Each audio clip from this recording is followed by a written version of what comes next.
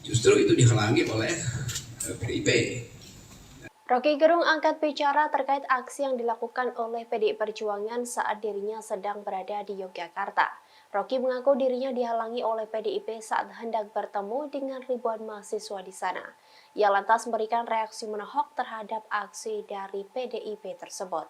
Hal itu diungkapkan oleh Roky Gerung saat konferensi pers pada Jumat 4 Agustus 2023. Ia mengakui bahwa belakangan publik tengah membicarakan dirinya karena pernyataannya yang dianggap menghina Jokowi.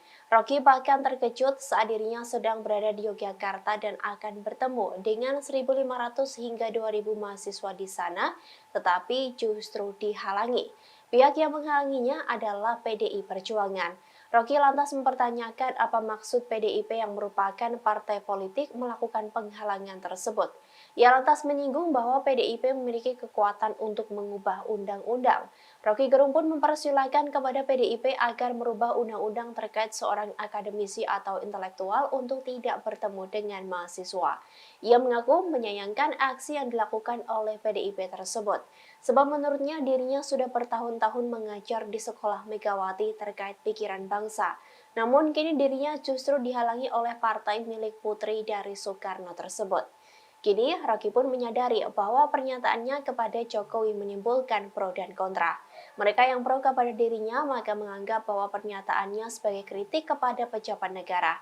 Sedangkan yang kontra menilai bahwa apa yang diungkapkannya merupakan sebuah penghinaan.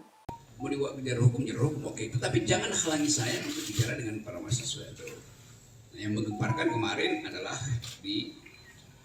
yang saya tahu di Jogja itu adalah saya dihalangi untuk bertemu dengan kurang lebih 1.500-2.000 mahasiswa di situ. Justru itu dihalangi oleh PDIP. Dan saya merasa buat apa menghalangi saya? Toh kalian partai, kalian punya kekuatan untuk mengubah undang-undang itu. Silakan ubah undang-undang di DPR, buat intelektual atau akademisi atau kritis sosial nggak boleh bertemu mahasiswa itu. Jadi itu yang saya sayangkan. Padahal saya bertahun-tahun mengajar di sekolah Megawati itu tentang pikiran bangsa. Jadi kalau saya mau terangkan pikiran bangsa, kok dihalangi oleh partai di mana saya mengajar tentang pikiran bangsa. Tapi saya paham itu tuh. Jadi terlihat di publik sekarang ada perselisihan tentang kasus saya. Mereka yang mengerti pro saya mengatakan bahwa itu bukan hinaan, itu kritik.